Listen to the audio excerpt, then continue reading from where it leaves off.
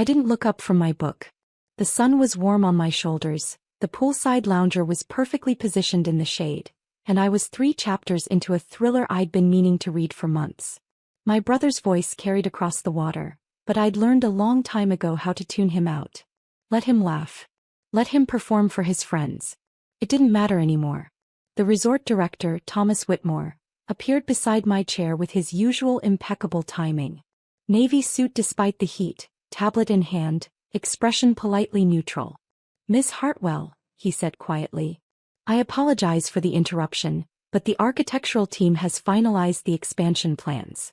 They're requesting your approval before the 3 p.m. deadline." My brother's laughter stopped mid-sentence. I set down my book and took the tablet.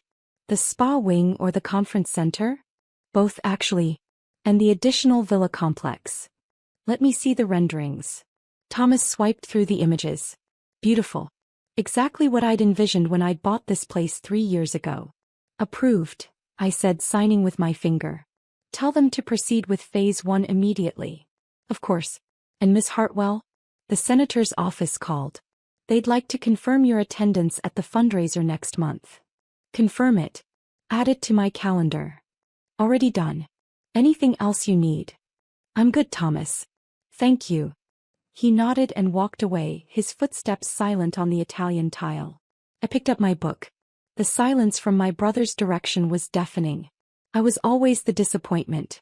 When I was 7 and Ethan was 10, Dad bought him a junior golf membership at Pinehurst Country Club. $12,000 a year plus equipment plus lessons. Ethan was naturally talented, Dad said. A future champion. I asked if I could try golf too. Mom patted my head. "Golf is expensive, Willow. And it's really more of a boy's sport anyway. Why don't you try something else?" I joined the YMCA swim team instead. It cost $85 for the season. I paid for it myself with money from babysitting. I won regionals 2 years in a row. Nobody from my family came to watch. When Ethan was 16, Dad took him on a tour of prestigious prep schools. They visited 7 schools in 3 states. Ethan chose Ashford Academy. Tuition $48,000 a year, not including room and board. "Only the best for our son," Dad said at dinner, raising his wine glass. "This is an investment in excellence." When I was 16, Mom enrolled me in the local public school. "You'll get a perfectly good education," she said. "Not everyone needs fancy schools." I graduated valedictorian. Dad missed the graduation for Ethan's lacrosse tournament. Ethan's team lost in the first round.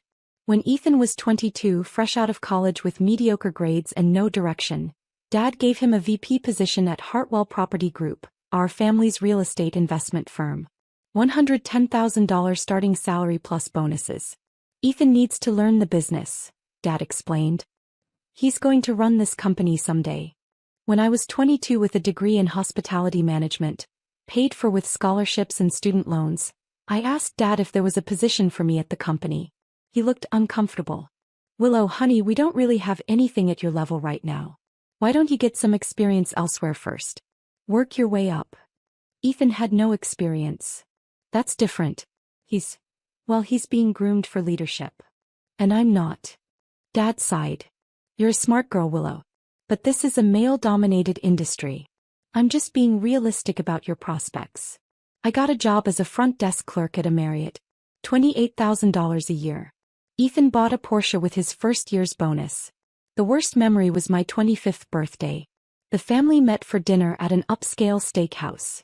Ethan's choice, Ethan's favorite place. "So Willow," Uncle James asked, cutting into his ribeye, "still working at the hotel?" "Yes," I said. "She's actually a supervisor now," Mom added like she was trying to help. "Oh, that's nice. And Ethan, I heard you closed that big deal in Charlotte." Ethan smiled. 14-unit apartment complex. $8.7 million purchase. Dad's teaching me commercial acquisition. "Excellent, excellent." Uncle James turned to me. "You know, Willow, there's no shame in regular work. The world needs hotel staff. Not everyone can be a high achiever like your brother." I set down my fork very carefully. "You're right," I said. "Not everyone can." Ethan smirked. That was 5 years ago. What my family never bothered to learn was that I wasn't just working at the Marriott. I was studying it. Every system. Every process. Every inefficiency. Every revenue stream they were missing. Every guest complaint that revealed an opportunity. At 23, I noticed the hotel was losing money on its restaurant. The space was beautiful, the location was perfect, but the execution was terrible. I wrote a detailed proposal to the GM, outsourced to a local chef, adjust the menu, change the pricing structure. He implemented it. Revenue increased 47% in 3 months. He promoted me to operations coordinator and gave me a $6,000 raise. At 24, I did the same thing with the event space. We were booking maybe 40% capacity. I identified the problem. Our marketing was targeting the wrong demographic. I redesigned the entire strategy. Event bookings increased 83% in 6 months. The GM called me into his office. "Willow, you're not just good at this. You're exceptional. Have you ever thought about consulting?" I had. Every single day. At 25, I quit the Marriott. I took $35,000 I'd saved, every penny from 5 years of work, and I started a consulting business. Hartwell Hospitality Solutions. The name was intentional. I wanted to see if my father would notice. He didn't. My first client was a struggling bed and breakfast in Asheville. They were 3 months from bankruptcy. I spent 2 weeks analyzing their operation, redesigned their entire guest experience, and restructured their pricing. They were profitable within 90 days.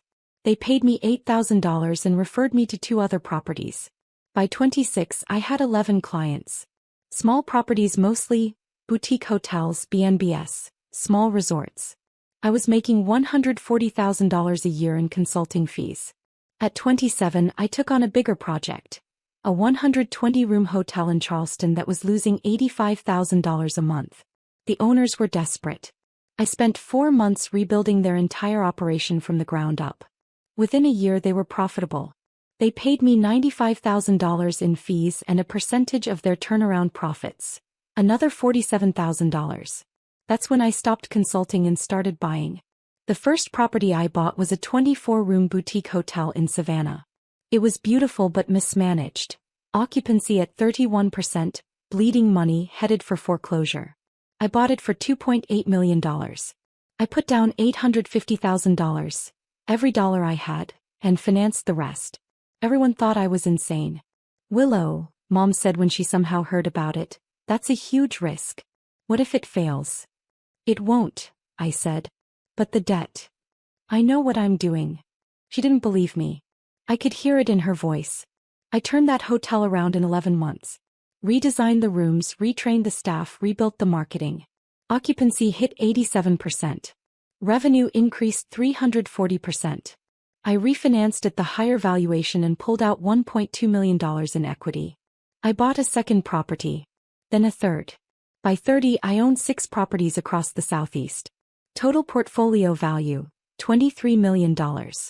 I'd built a small management company, 14 employees, that ran all 6 hotels. My family still thought I worked in hotel management. They weren't entirely wrong, I suppose. At 31, everything changed. A 127-acre resort in the Blue Ridge Mountains came on the market. Azalea Ridge Resort. It had been a high-end destination in the 1980s. Tennis courts, golf course, spa, 3 restaurants, 180 rooms. Now it was bankrupt. The facilities were outdated. The brand was dead. It was a disaster. The asking price was $34 million. Nobody wanted it. Too much work, too much risk. I spent 3 days walking the property. I saw what it could be. I made an offer. $28 million with $8 million down and seller financing on the rest. They accepted. Everyone in the industry thought I'd destroyed my career. "That property is cursed," a colleague told me. 3 owners have gone bankrupt trying to save it. I spent $11 million renovating. New rooms, new restaurants, new spa, updated golf course. I rebranded it as Azalea Ridge Resort and Club, a members-only destination resort with limited public access. Membership fees.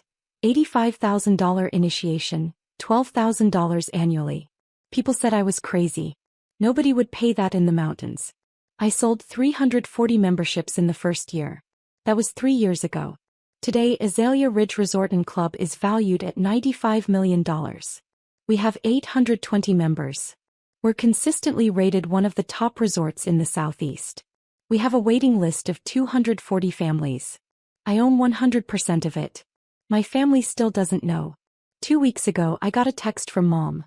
Family gathering at Azalea Ridge July 20th to 22nd. Your father's 65th birthday. You should come. Ethan's treating us, he's a member now. I stared at that text for a long time. Ethan was a member of my resort, using the membership Dad had probably paid for as a gift. The irony was almost beautiful. I checked the reservations system. Sure enough, Ethan Hartwell. Executive villa 3 nights. Plus a cabana reservation by the pool for Saturday afternoon. I texted back, I'll be there. Mom responded immediately, oh wonderful. We haven't seen you in so long. You can stay in one of the regular rooms. Ethan's villa is the nice one. I'll make arrangements, I texted. I had Thomas book me into the owner's residence. A private 4,000 square foot villa on the property that wasn't available to guests or members. Only I stayed there.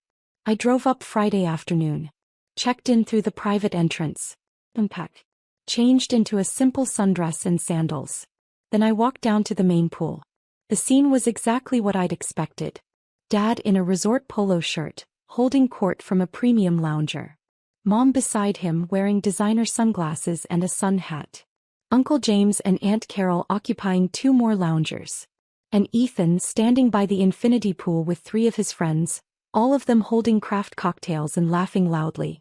I took a lounger on the far side. Close enough to hear, far enough to avoid immediate interaction. A server appeared instantly. Ms. Hart, she started, then caught herself. Can I get you anything? I'd trained the staff well. My identity was strictly confidential. Guest privacy was paramount, but owner privacy was absolute. Iced tea please, I said. Unsweetened. Right away. I pulled out my book and started reading. Ethan's voice carried across the pool. This place is incredible, right? One of the most exclusive resorts in the region. You basically have to know someone to even get on the waiting list. His friends made impressed noises. The membership fee is insane, one of them said. Like 6 figures just to join? 85,000 initiation, Ethan said proudly. Then 12,000 a year. But it's worth it. The networking alone is incredible. I've already met 2 potential investors for Dad's new development project. I turned a page. How'd you get in? Another friend asked.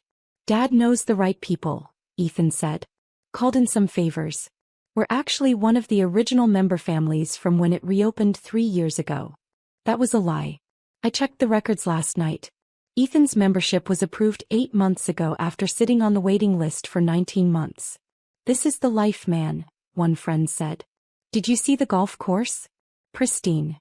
Playing 18 holes tomorrow, Ethan said. You guys should join. What about your sister? Someone asked. Is she coming?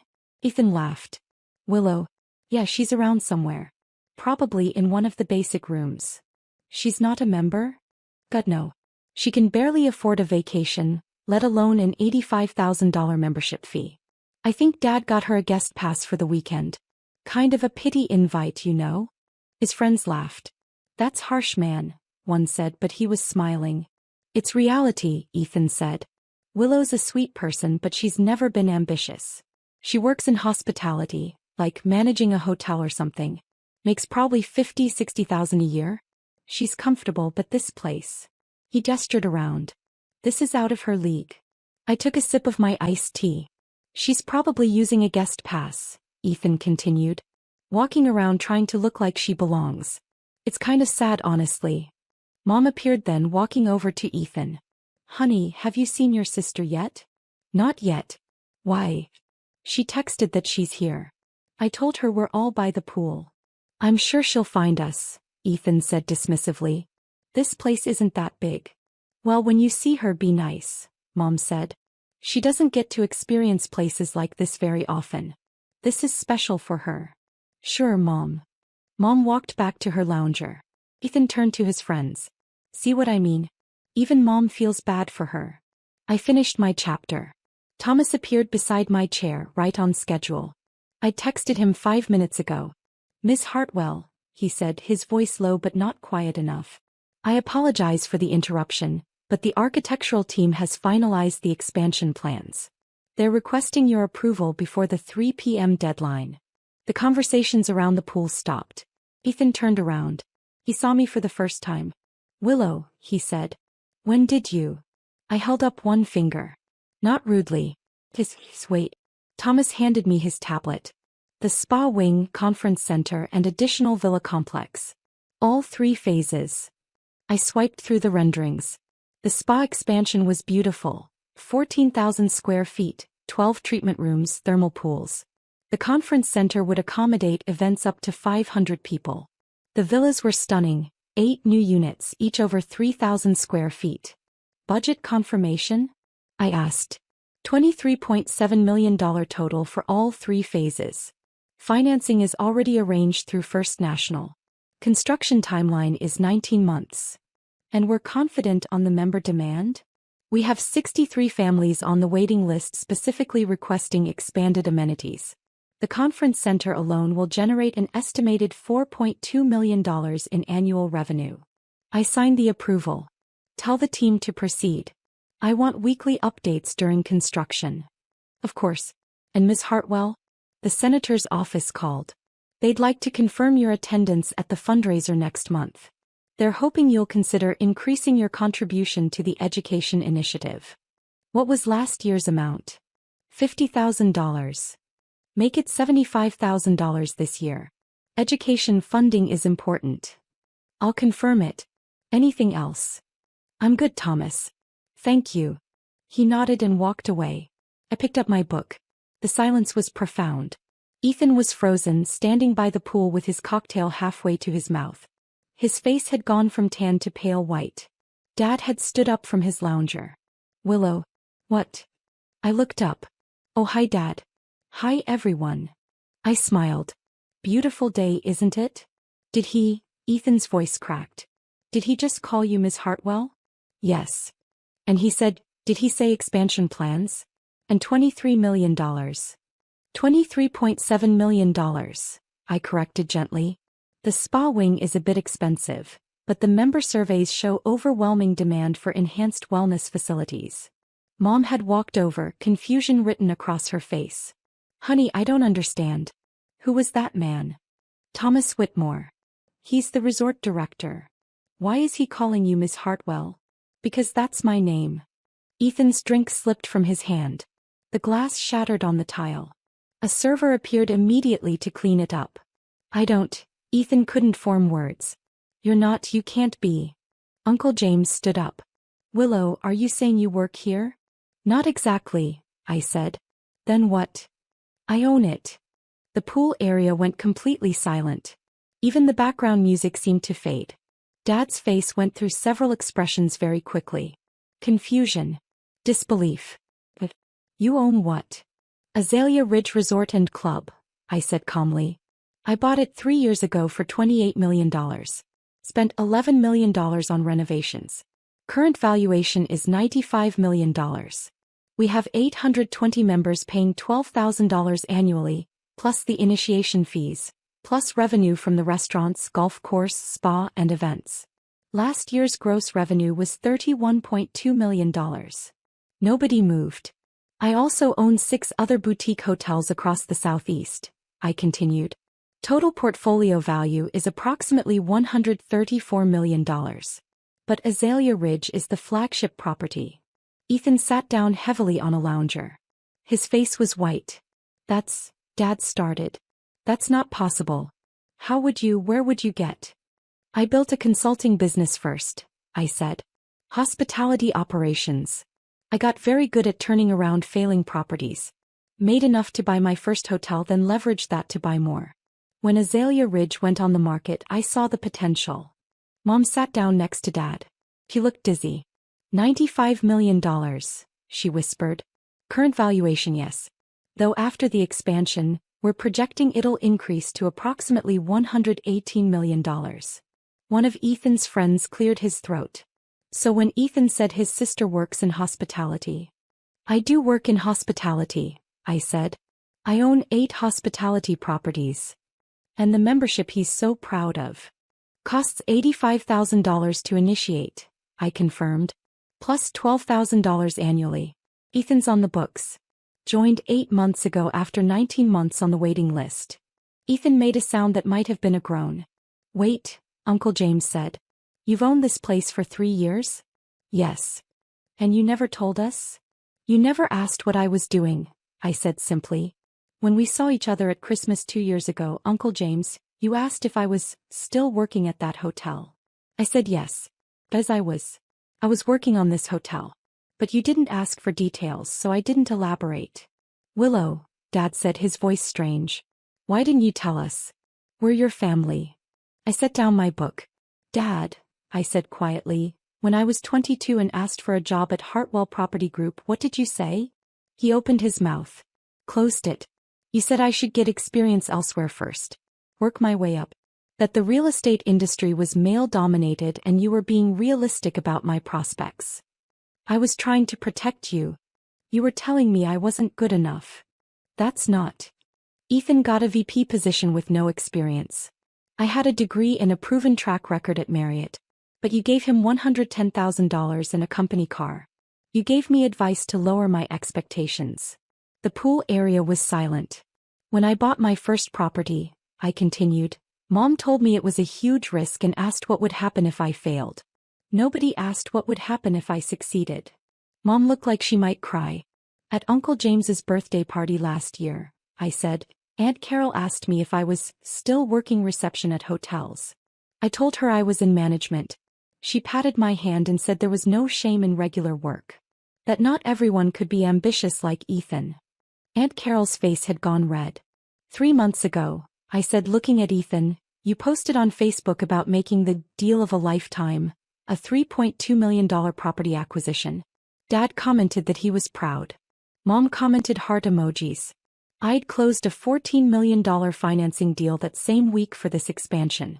Nobody asked how my work was going. Ethan stared at the ground. You stopped seeing me, I said. All of you. You decided who I was. The disappointing daughter, the underachieving sister, the one who needed pity invites to nice places. So I stopped trying to prove otherwise. I just built my life. Without you. Willow, Mom said, tears in her eyes now. We didn't mean to. You did, I said. Not angrily. Just factually. You meant every comparison.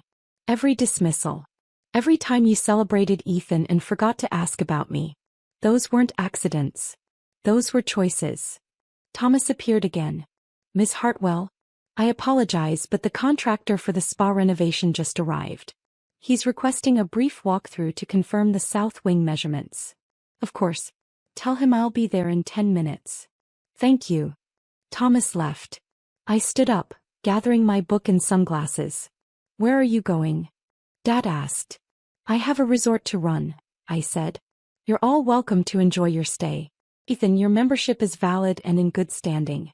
The birthday dinner tonight is at 7 p.m. in the main dining room. I've reserved the private section for the family. You're not coming? Mom asked. I'll make an appearance, I said. But I have a conference call with investors at 8 p.m. New property acquisition in Asheville. $47 million. I started walking toward the main building. Willow, wait, Ethan called. I turned back. He'd stood up. His friends had diplomatically moved away, giving us space. He started. I'm sorry. For what I said. About the guest pass and all of it. I looked at him. My big brother. The golden child. The chosen one. He looked smaller somehow. Ethan, I said, you told your friends I was sad. That I was trying to look like I belonged. Do you remember that? He nodded, miserable. The thing is, I said, I don't have to try to belong here. I built this place. Every tile you're standing on, every pool you're swimming in, every meal you'll eat tonight, I chose it. I funded it. I created it. This resort exists because I made it exist. I paused. I don't need to belong. Everyone else needs permission to be here. But not me. This is mine. I walked away. The family gathering ended Sunday morning. Ethan and his friends checked out early. Something about a work emergency. Dad and Mom stayed until checkout time, wandering the grounds like they were seeing it for the first time. Maybe they were. Sunday afternoon I was in my office. A beautiful space overlooking the golf course, decorated in soft blues and warm woods, when Thomas knocked. "Your father is requesting a meeting," he said. I looked up from my laptop. Did he say what about? No. But he seems subdued. I considered it. Send him up. 5 minutes later, Dad walked into my office. He looked older than he had on Friday. Tired. "This is beautiful," he said, looking around. "Your office." "Thank you. Can we talk?" I gestured to the chair across from my desk. He sat down slowly. We were silent for a moment. "I was wrong," Dad said finally. "About you. About your potential. About everything." I didn't respond. "I convinced myself I was being protective," he continued. "That I was preparing you for reality. But the truth is I didn't see you. I saw what I expected to see, a daughter who would be smaller than her brother. Who would need protection, not opportunity." "Why?" I asked. "I don't know," he said. "Ethan was easy. He was confident, outgoing, ambitious. You were quiet. You didn't demand attention. And I think," he paused. "I think I let that be an excuse. I gave him everything because he asked for it. I gave you nothing because you didn't fight for it. That's not a reason. That's an excuse." "I know." He looked at me. "I failed you. As a father. I failed to see your strength because I was too busy celebrating Ethan's presence." I leaned back in my chair. "Do you know what the worst part was?" I asked. "Tell me." "It wasn't the money or the opportunities you gave Ethan instead of me. It was the belief. You believed in him automatically. But me, I had to earn it. And when I tried, you told me to be realistic." Dad's eyes were wet. "You taught me that my family wouldn't support me," I said. "So I learned to support myself. And I built something bigger than anything you ever gave Ethan." "I know," he whispered. "I didn't do it for revenge," I said.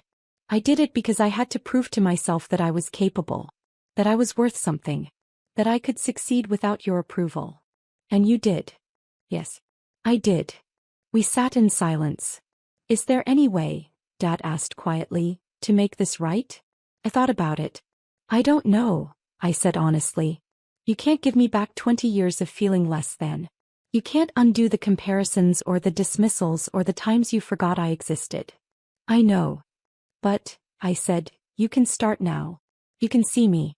Actually see me. Not as the daughter who disappointed you or the sister who wasn't as good as her brother. But as who I actually am. A woman who built an empire," Dad said. "A woman who built herself," I corrected. He nodded. "I'd like to try," he said. "If you'll let me." I looked at my father. This man who'd shaped so much of my life by what he'd withheld. "I'll think about it," I said. It wasn't yes. But it wasn't no. He nodded and stood. "Thank you for talking with me." "Dad," I said as he reached the door. He turned back. "For what it's worth," I said, "I didn't need your belief to succeed. But it would have made the journey less lonely." His face crumbled. "I'm sorry." "I know." He left. I turned back to my laptop. The Asheville property acquisition documents were waiting for my review. $47 million purchase price. 95 rooms, historic building in downtown. Perfect for conversion to a boutique hotel. My phone buzzed. A text from Ethan. "Can we talk?" No excuses. No explanations. Just, "Can we talk?" I stared at it for a long time. Then I typed, "Next month. I'm busy until then." His response came immediately, "I'll wait." I put my phone down and returned to the acquisition documents. Maybe someday I'd let them back in. Maybe someday we'd find a way to be a family that actually saw each other. But today wasn't that day. Today I had an empire to build. And I was doing just fine on my own. The expansion broke ground in October. The spa wing, conference center, and new villas were all under construction. The property was buzzing with controlled chaos. Construction crews, architects, designers, contractors. I walked the site every morning, coffee in hand, reviewing progress. Thomas found me by the spa foundation one morning. "Miss Hartwell, the Wall Street Journal is here for the interview." Right. I'd agreed to be profiled for their Women in Hospitality feature. "Give me 5 minutes," I said. The interview took place in my office. The journalist was sharp, well-prepared, Asked excellent questions about my acquisition strategy and operational philosophy. One last question, she said. You come from a family in real estate. Did they support your move into hospitality? I smiled. They support me now. It was even sort of true. Dad and I had dinner once a month now. Awkward at first, getting easier. He asked about my properties. Actually listened to the answers. Still had a long way to go, but we were trying. Ethan and I texted occasionally. Surface level stuff mostly. But last week he'd sent me an article about hospitality industry trends with a note. Thought you might find this interesting. It was progress. Mom called every Sunday. Told me about her garden, her book club, asked about the resort. He was trying. They were all trying. But the distance remained. Maybe it always would. The article came out 3 weeks later. Full-page feature, beautiful photos of the resort, quotes about building success on your own terms. My phone exploded with messages. Former colleagues. Industry contacts. Old friends I hadn't spoken to in years. And one text from Dad. We should have believed in you from the beginning. I'm sorry we didn't. But I'm proud of you now. So proud. I read it twice. Then I typed back, thank you. That means something. And it did. Not everything. But something. That evening I stood on the balcony of my villa, watching the sun set over the mountains. My mountains. My resort. My empire. I'd built it alone. I'd built it without support, without investment, without belief from the people who were supposed to give me those things automatically. And I'd built it better than anything they could have imagined. I didn't need their approval anymore. But I'd earned it anyway. And that felt perfect.